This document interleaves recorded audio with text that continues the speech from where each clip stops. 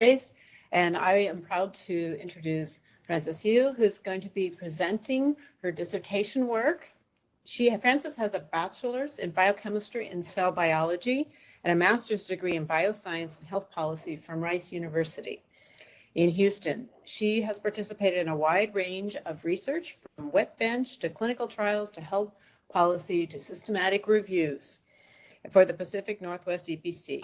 She is drawn to cancer research, particularly the precision medicine and predictive analytic initiatives. Her interests led her to clinical informatics, and she hopes that her research will contribute to responsible use of EHR data for research. So welcome. Thank you for presenting today. Thank you.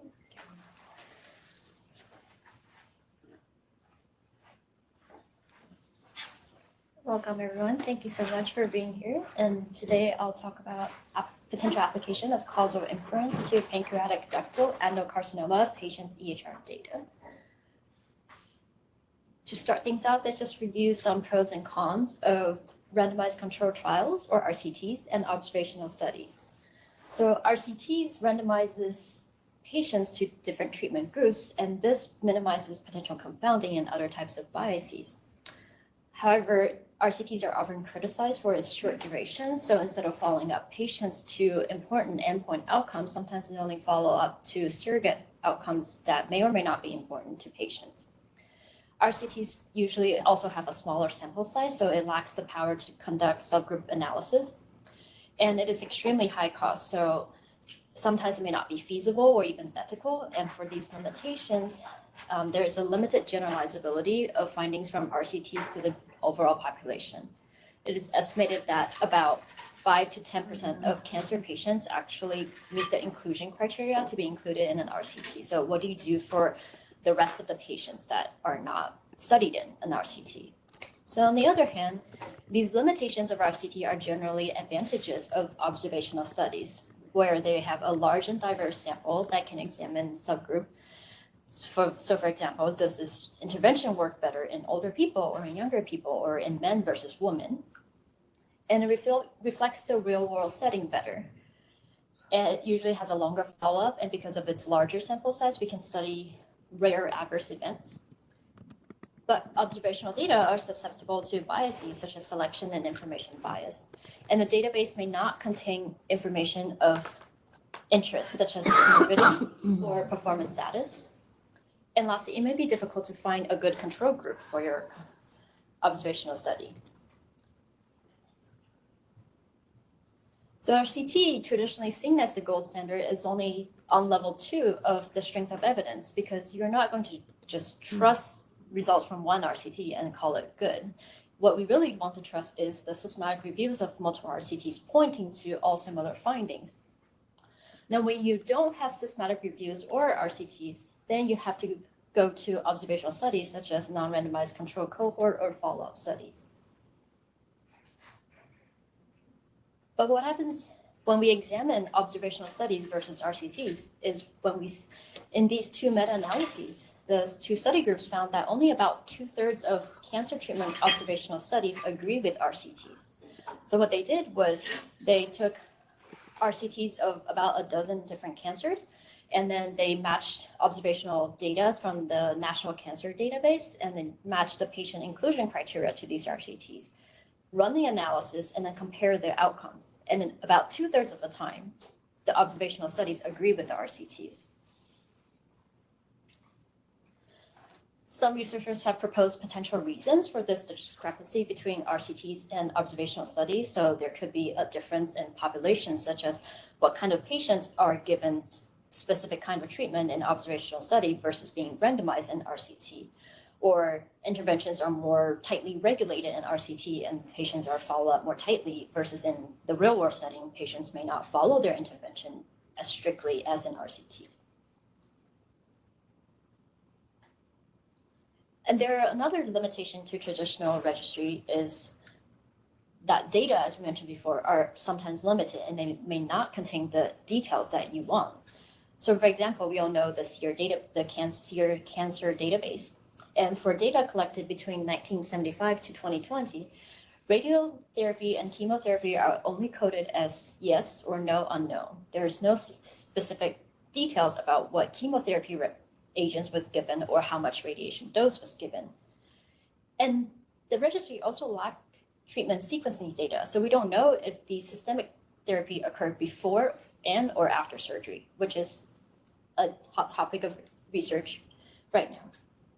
And the National Cancer Institute recognized that there are biases associated with measured reasons for whether patients receive or not receive these systemic therapies.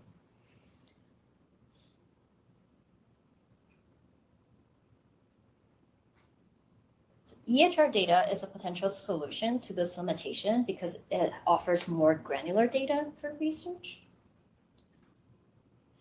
As we know, there's a really prevalent EHR adoption now in the US that supports a steady increase in number of publications research using EHR. However, there are new sources of bias identified in EHR data that we're just uncovering right now. So for example, informed presence bias, or where sicker patients offer more data in the EHR. I'll show you here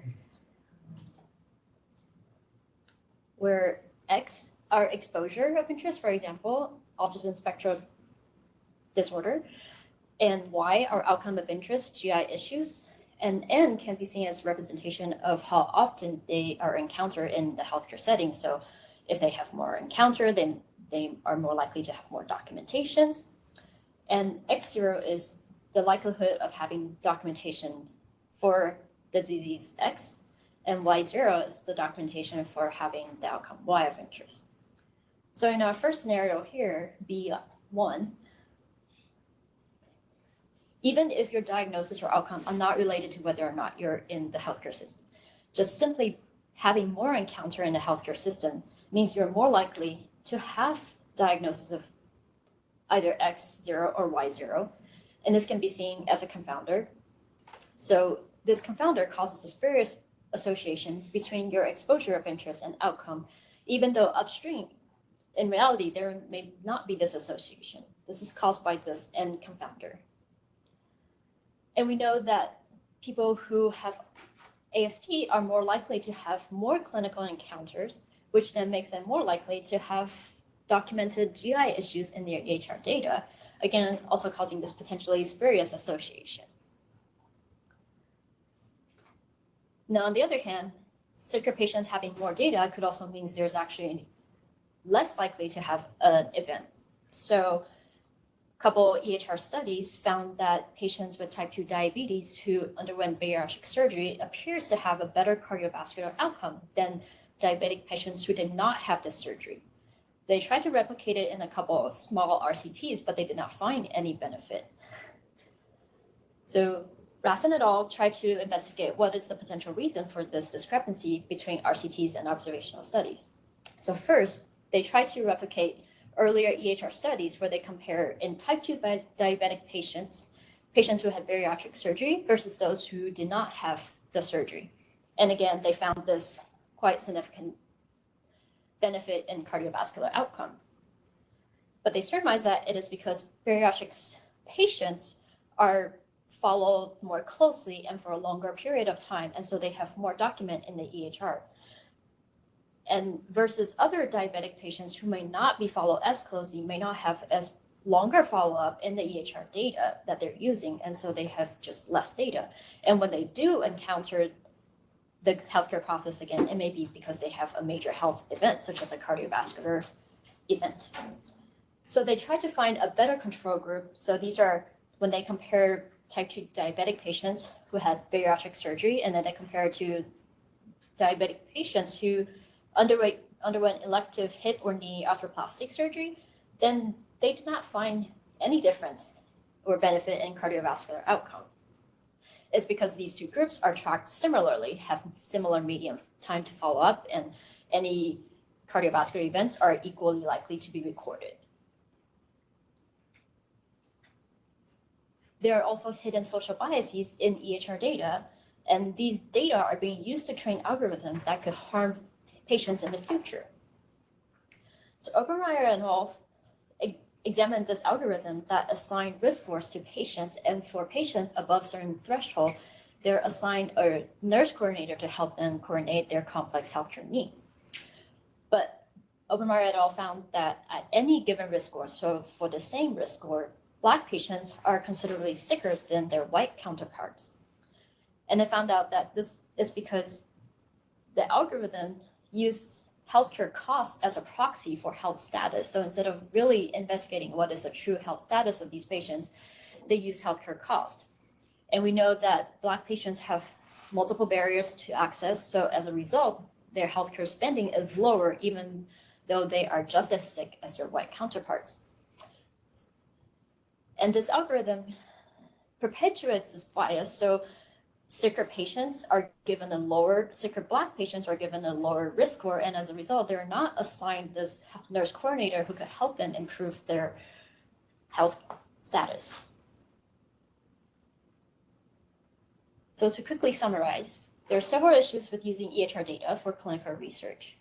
One, there is a lack of catalog of potential biases in EHR data. As we know now, there are hidden social biases as a result of the healthcare process that are embedded in the EHR data. And this issue cannot be simply solved by just amassing a larger volume of data or collecting more data. You have to investigate and ask your data, do I have this potential bias in the data? And try to find another data set that does not have this bias and do your sensitivity analysis to see if this bias exists in your data. And researchers are uncertain how EHR data biases affect their analyses. So to realize the full potential of real-world evidence, such as using EHR data for research, we need to identify potential biases and develop methods to mitigate these biases in order to draw a more valid conclusion from EHR data. So how can we improve inference from EHR data when RCTs are not feasible or available? I would like to propose using pancreatic cancer as a use case to explore this question. Pancreatic cancer overall, including multiple types, ranks 10th in terms of incidence, but 3rd in mortality. As we all know, it is quite a severe disease. And median survival is about 9 months because over half of the patients are diagnosed with stage 4 metastatic at the time of their diagnosis.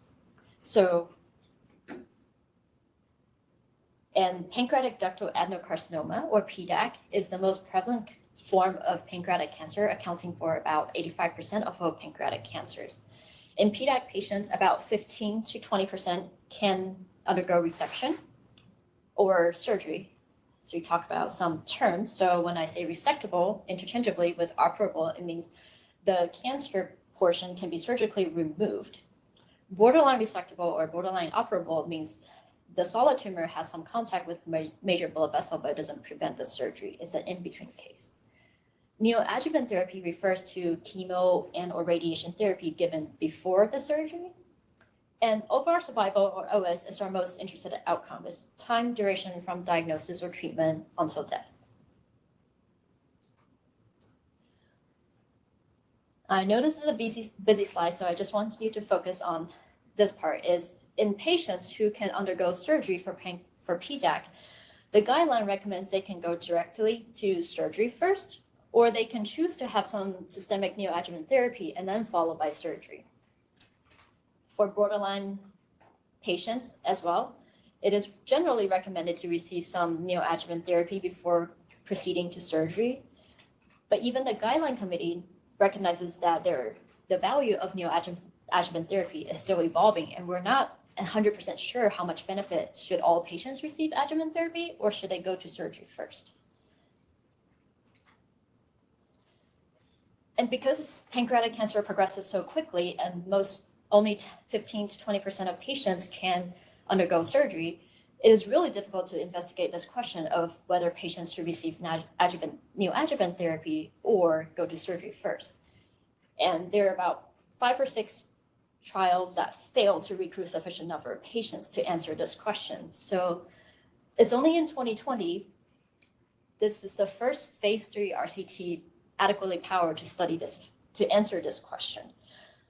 The PREOPANC-1 trial was conducted in Netherlands, where they compare patients who receive a single agent chemotherapy plus radiation before going to surgery or going directly to surgery. At about a median follow-up of 29 months, or just over 2 years, they found that there is no difference between these two groups.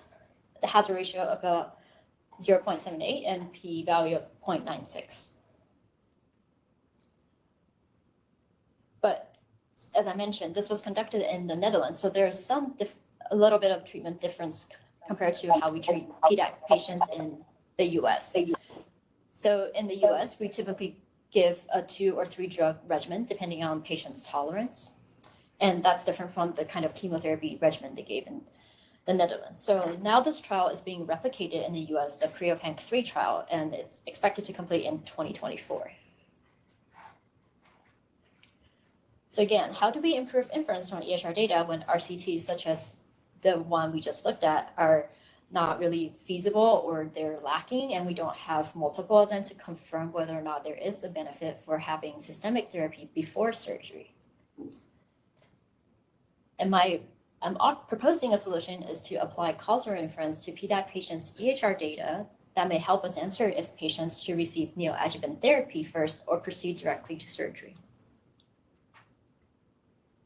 I'll quickly touch on causal inference. So it's a potential solution to better utilize EHR data for research and draw causal conclusions.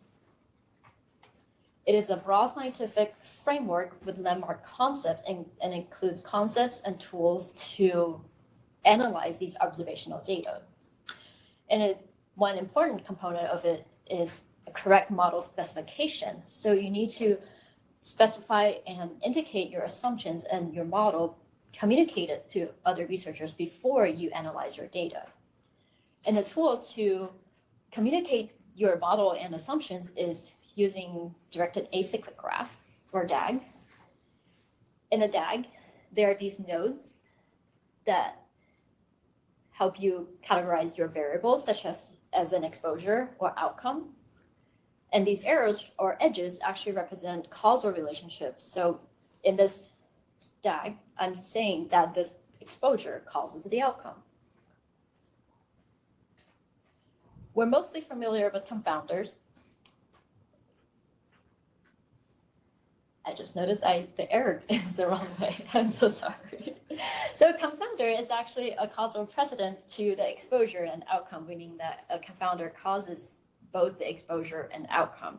So the relation from your exposure to outcome is not because there may be this actual relation, but it may be just because you're including this confounder that's causing both of these. Now there are mediators, which is how exposure could act on the outcome or cause the outcome acting through this mediator. If you control for this mediator as you control for confounders, you're actually eliminating this indirect path of your exposure on your outcome. So you're probably underestimating the total effect of your exposure on your outcome. There's also a moderator or effect modifier. And lastly, and most importantly perhaps, is collider. So in contrast to confounder, a collider is a causal descendant of your exposure and outcome. Usually the collider path is close because, as you can see, both arrows collide on this collider variable. So the path is close between the exposure and your outcome. But if you control for a collider as if it's a confounder, then you open up this backdoor path, and now you're introducing a spurious association into this exposure outcome relationship that may not be there.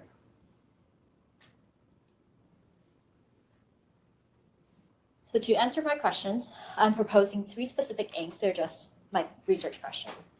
First is we'll conduct a systematic review on critical biases in EHR data and generate an organizing framework.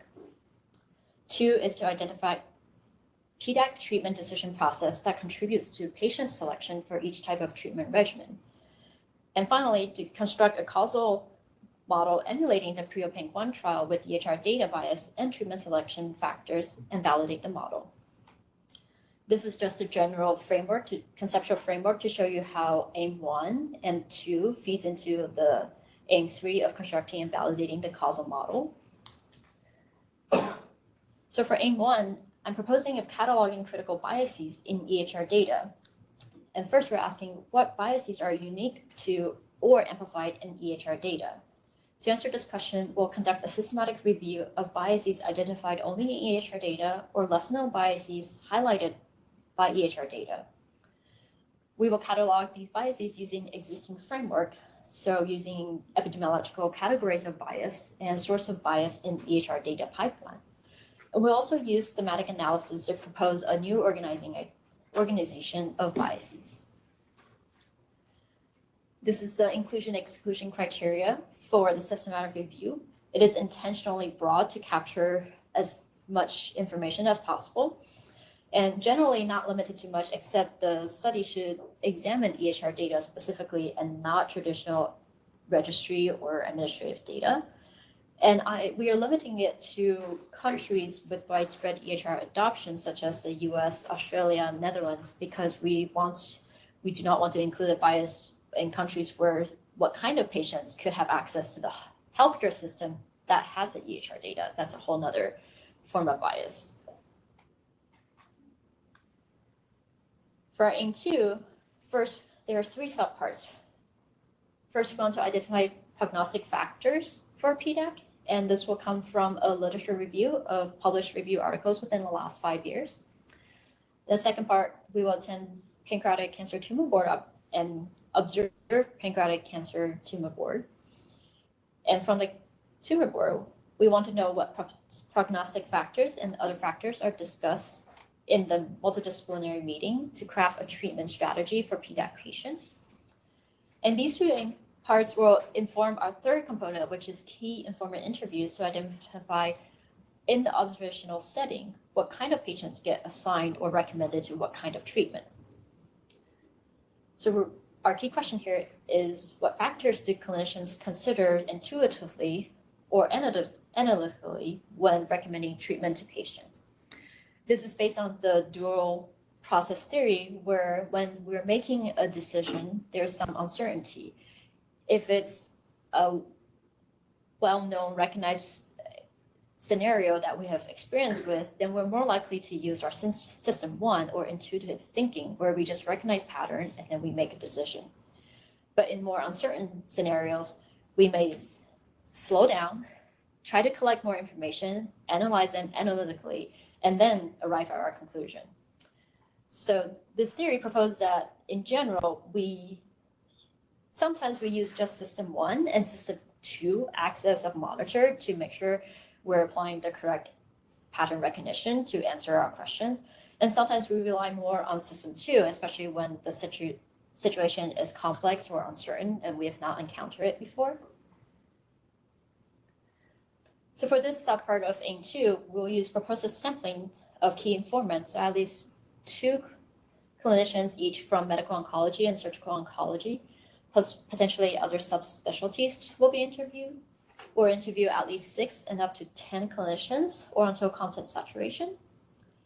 To ensure the trustworthiness of covariates identified in these interviews, we'll use data triangulation. So in addition to interviews, we're also using varied and multiple sources, such as from the published reviews and from tumor board observations. We'll conduct member checking during the interview to ensure credibility of the factors identified during the interview. And our study team will discuss and reach consensus on during content analysis, so make sure that different investigators agree on the same coding and themes.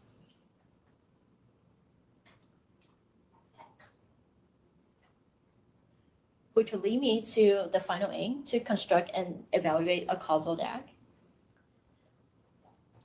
So here on the left side is as a result of aim 1, the biases that we have identified in EHR, then we'll investigate if those biases are in the OHSU patient's EHR data.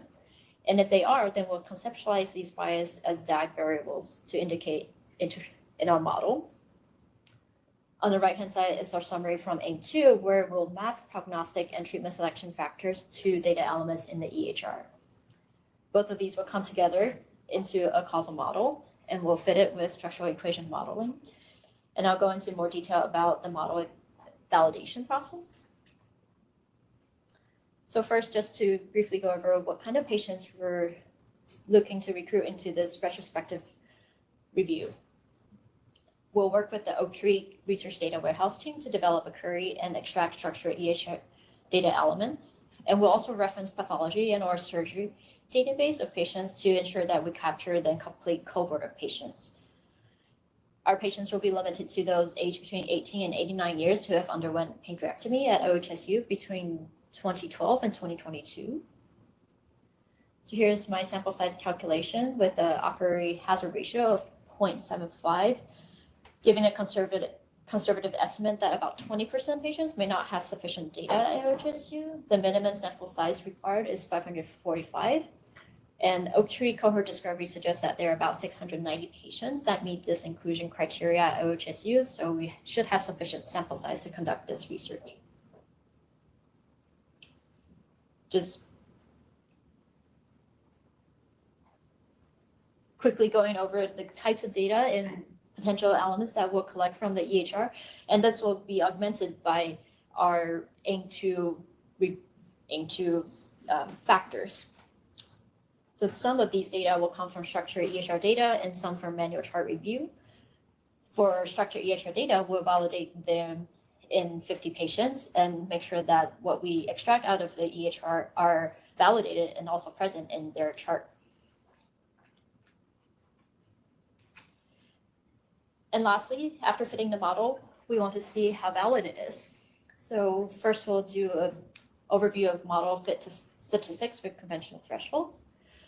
If there's sufficient number of patients, then we'll try to do a cross-validation holding out 20% of the patient population, fit the model with our training set, acquire the edge strings, and then fit the model with our test set and evaluate the difference between these using root mean squared error. We'll also return to our interviewees from M2 and see how they think about this model that we have developed based on their input about its possibility, usability, and is it comprehensible for them. And lastly, we'll circle back and compare it to the PREOPANC1 trial. So first, we'll compare the unadjusted OHSU 3-year survival rate with the corresponding group in the PREOPANC1 trial. So we'll compare OHSU patients who went directly to surgery first to those who were assigned to surgery first in the PREOPANC1 trial and those who had systemic therapy with those assigned to the neoadjuvant therapy. Then we'll compare the relative risk between these two groups, unadjusted in the OHSU data and from the PREOPANC1 trial. And lastly, we'll compare the model-based, so adjusted relative risk of OHSU patient data, compare that to the PREOPANC1 trial. If there's discrepancy between our second comparison here, then we hypothesize that by using a model-based adjustment, then we can get closer to what's reported in the RCT. So preliminary search for biases in EHR data have identified 687 records. Potentially 170 are relevant and they are currently undergoing full text review articles. I've already included 10 and excluded 3 up here. So based on these just 10 included studies, we're already identifying multiple biases in EHR data. This is categorized according to the epidemiological definition of bias, so we're familiar with confounding selection bias and measurement bias. What I want to point out is that traditionally, missing data not at random is a measurement bias. But in EHR data, if we're selecting cohort based on this variable that's not missing at random, then there could be a selection bias.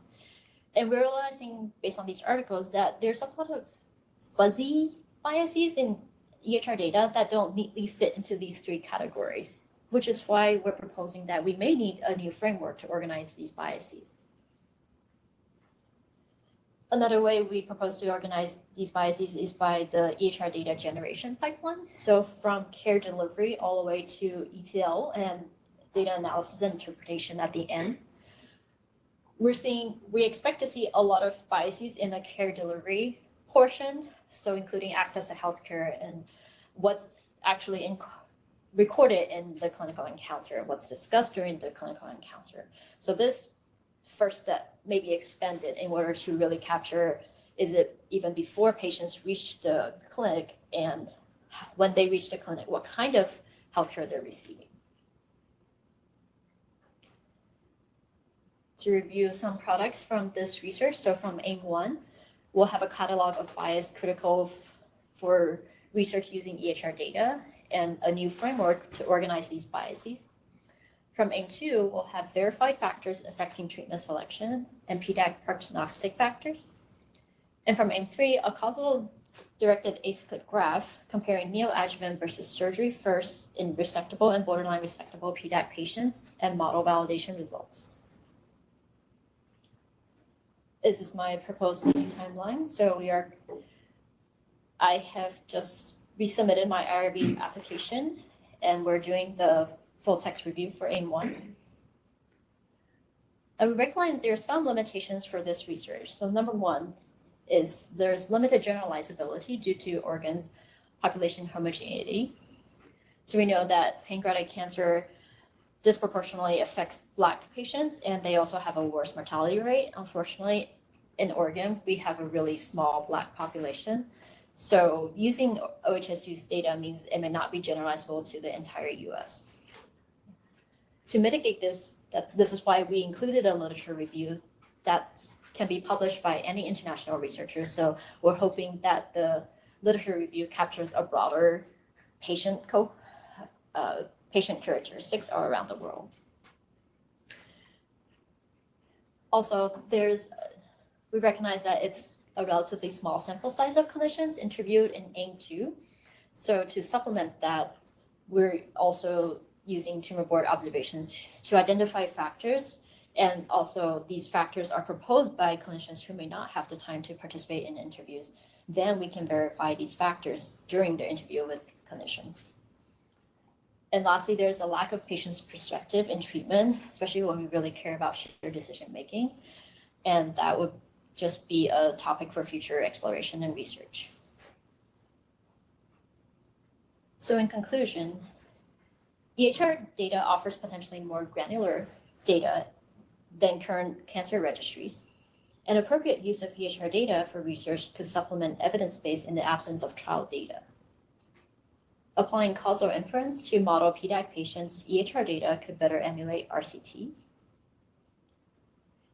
And the catalog of EHR data bias can help future researchers investigate potential biases in their EHR data and address them appropriately in order to draw more valid conclusions. I would like to thank my DAC committee and OHSU faculty and staff and DMICE alumni, and be happy to answer questions.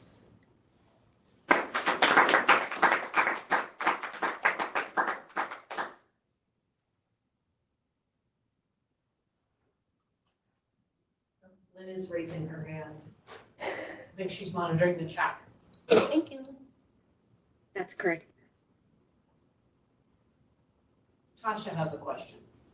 Tasha, can you speak your question, or can Lynn? We can hear you if you speak. I actually don't have a question. I just accidentally hit the hand button. Sorry about that.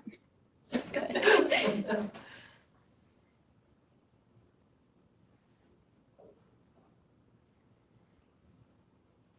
So I have a question. Sure. So you're going to be interviewing clinicians in AIM-2, Mhm. but you're not going to be interviewing patients. The reason I ask is that sometimes I think there are social factors that may be part of the decision-making process. I mean, I'll give an example of someone who may be caregiving, may not be able to be away from family, so they may have reasons that might not be documented in the chart why they want to pursue one direction or another. So I mean, have you thought about interviewing patients as well? I have considered it. I think that would just explode. This research is already almost intractable research already. And I do know that patients' preferences are taken into account during the tumor board discussion. So whether patients are motivated, their ability to access care, and how easy they can do follow-up here at OHSU are all taken into consideration. So some of their preferences and perspectives will be identified. Okay, thank you. Eric. Yeah, really great job. I think this is like a cool project and really clear. I'm just curious, and I understand like this is what you're gonna do, so I'm asking you to preemptively speculate a little bit, but you know, you've been doing a little bit of reading about biases that are more prominent or amplified in EHR data, and then you've also been acquiring some background knowledge on your specific use case, pancreatic cancer. Like, do you, and again, this is what's gonna come out during this project, but what are your current thoughts about what looks like might be, you know, one of the more impactful biases that exist in the states that you're using? By the way, can people online hear the questions?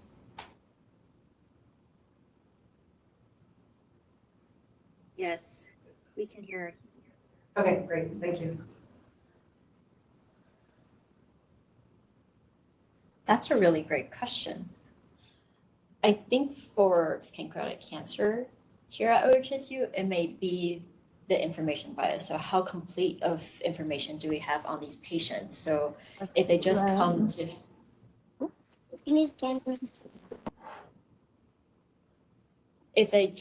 OHSU for surgery, but they have systemic therapy in their hometown before or after surgery, then it may not be documented in OHSU. So now we have a differential misclassification of patients who have their primary care and receive systemic therapy here at OHSU versus those who may live farther out and do not have this information documented.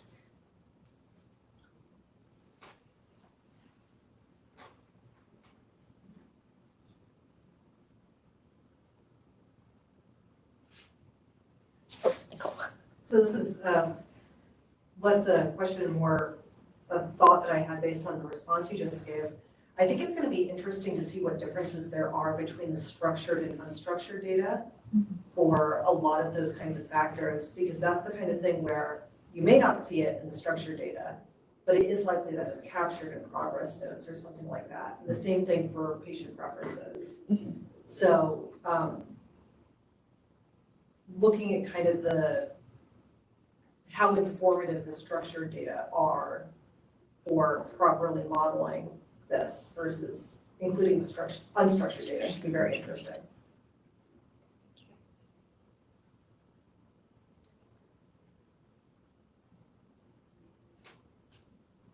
I kind of have a related, maybe unrelated questions, Emerson. So thinking about AIM-2, do you think that there are going to be different perspectives or even biases in terms of trying to, because from tumor board, a lot of times various clinicians will probably voice their opinion about whether someone should get neoadjuvant therapy or not, versus when you do interviews and ask specific clinicians about what they think. Do you think there'll be differences in kind of the information you get from both, from either one, or are there kind of existing bias that we know from interview research versus kind of like a transcript from the discussion? It's a little choppy for me to hear. So I'm just repeating, you're asking if there are differences between all the clinicians present at tumor board and what they think are important and what they mention versus the clinicians we do include in our interviews? Right. I think you'll be able to get data from attending tumor board, but then interviewing the clinicians, you'll be able to get data as well. Do you think they'll be similar, or do you think they'll be different? I could definitely see differences in probably clinicians who volunteer to be interviewed are probably more analytical and are willing to share their thought process. And so we are missing some data from clinicians who may rely slightly more on their intuitive thinking. And that is a limitation. So we could only verify what non-interviewed clinicians' thoughts are with those that we interview, but we cannot do the reverse. So to expand on this project in the future, we could include surveys for clinicians who may not have the time for interviews and just check back with them to see these are the factors that we have identified, and are we missing any, or would you add any, just in a really quick survey and not going through a whole interview.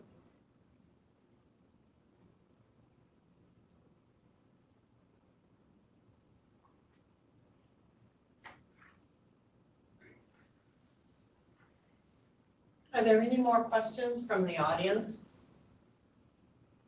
Then do you have any other any other people who are interested in asking a question or have a comment from chat?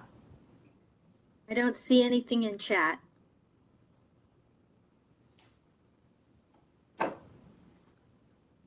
Well, I want to say thank you. It was a great presentation.